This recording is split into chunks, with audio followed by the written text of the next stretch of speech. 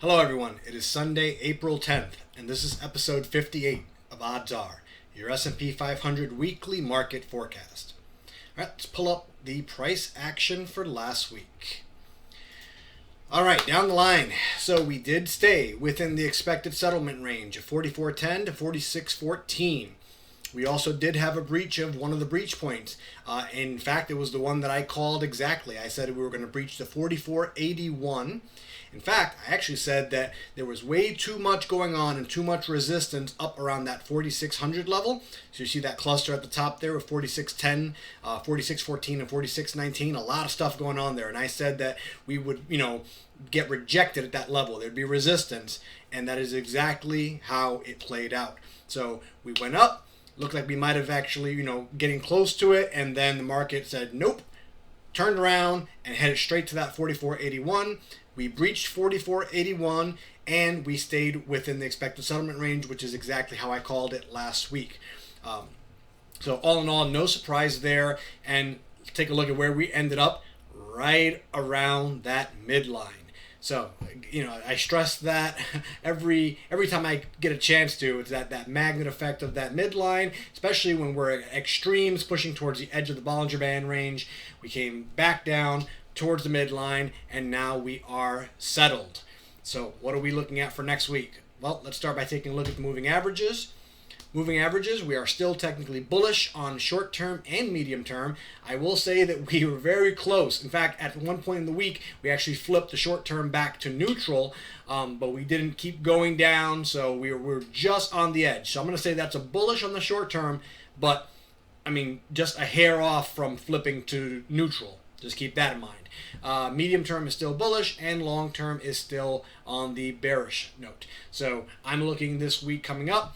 That short term can easily flip back to neutral anytime this week coming up.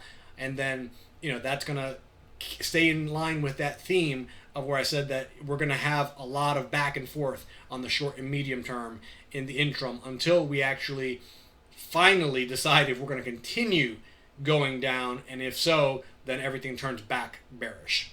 If not, then, we keep going to the top. And the thing I'm looking for is when that long term flips back to neutral. That's really kind of like the next signal I'm waiting for. All right, and now let's take a look at what we're expecting for next week. I'm going to just jump right into the relative view here. I feel like I can get the same information out to you guys with one less slide. So hopefully you guys, I can shave a little time off the video. But this is what we're looking at for next week. So here are all the critical price points. Let's start with the breach points. So we have an upper breach point at 45.60 and a lower breach point of 44.41. And then we have the settlement range between 43.63 and 45.65. So that's the green lines there. So that's where we're expecting the market to settle within the next week. And then the parabolic SAR is now down to 45.88, but still outside of the expected settlement range.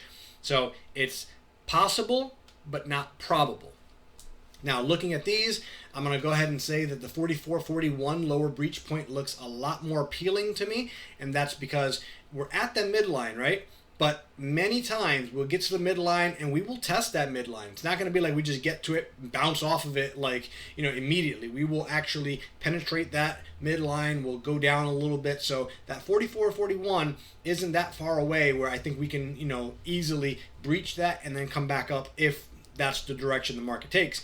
The 45.60 on the other hand, looking to the top side, 45.60 is a little bit harder to get to, especially with all that resistance still up there in the high 4500s and 4600 level. But this is at this point, since we did come back to the midline, I'm going to call it a reset, and that's kind of, let's just say 60-40. I'm not even going to give that much. 60-40, 60% that we breached the 44-41 level, and I don't think that we're going to get back up into that yellow shaded area in the next week. All right, let's take a look now at, didn't see that one coming. All right, so last week I said that we're going to hit the lower breach point and that we were going to have resistance at that top side.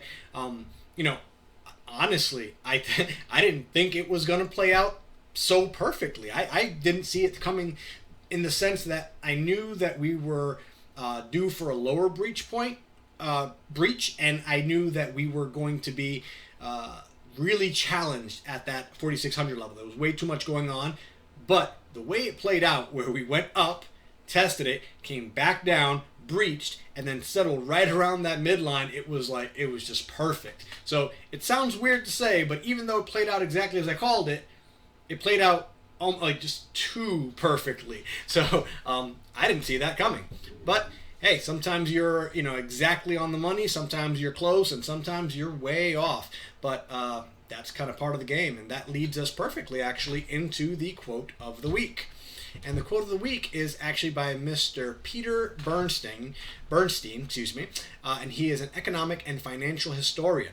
So Peter says, "The fundamental law of investing is the uncertainty of the future." And isn't that the truth? Anybody that's been in the markets for even a second knows that the most exciting thing about the markets is also the most terrifying thing about the markets, which is that we don't know what's going to happen in the future. We can look at charts, we can look at fundamentals, we can look at technical signals, chart patterns, we can look at indicators, we can look at everything at our disposal, but ultimately we just don't know.